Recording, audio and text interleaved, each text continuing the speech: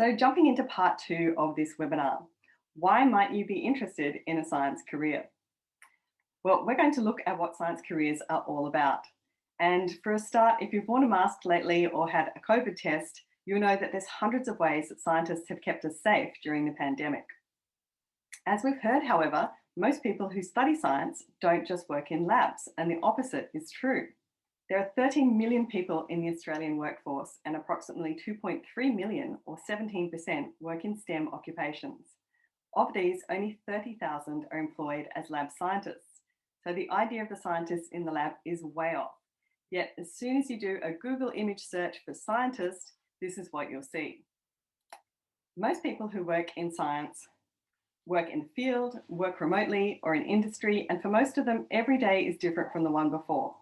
All of these occupations are massively varied. There are literally hundreds of different STEM occupations, and that will only grow as science and other STEM areas change. So you might wonder, if you're not going to work in the lab, what will you do, and is it worth it? Which is also what a lot of people ask Google. Just see these predictive text responses if you put Bachelor of Science into the search box. Well, for one thing, the average starting salary for a maths and science graduate is around $62,000. And for postgraduates in science and mathematics, that's $77,000. This compares to an average general graduate salary of $52,000 for men and $55,000 for women. So if salary matters to you most, you're off to a good start. Analysis of labour force data by the Australian government shows that between 2014 and 2019, employment in STEM occupations grew by 19.7%. So this is 1.9 times higher than the growth rate for other occupations.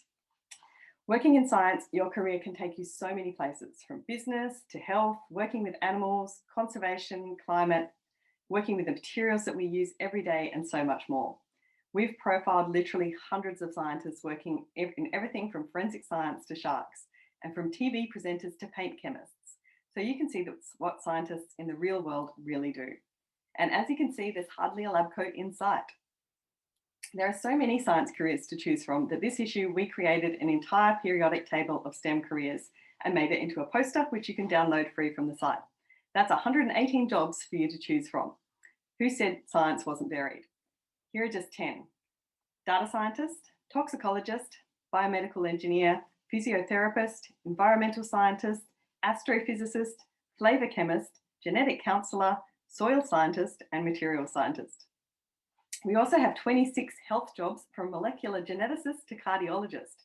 Plus, you can read about the scientists who are cancelling cancer.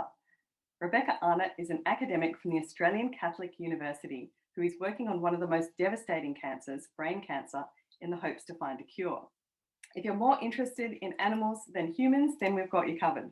Find out what it's like to work in conservation with animals, from tigers to snakes and koalas. We'll take you through the career of a zoologist turned TV presenter, a big cat's wildlife researcher, an entomologist, yes, that's the study of creepy crawlies, an ecologist helping us to understand the impact of human activities on different ecosystems. Now, if you love food, and there's plenty of us who do, then you can cook up a great career in food science. You see what I did there? That's an editor's thing, cook up a career in food science. Like the research in development that goes into producing crops and livestock, or looking at the best ways to process and package food, for example.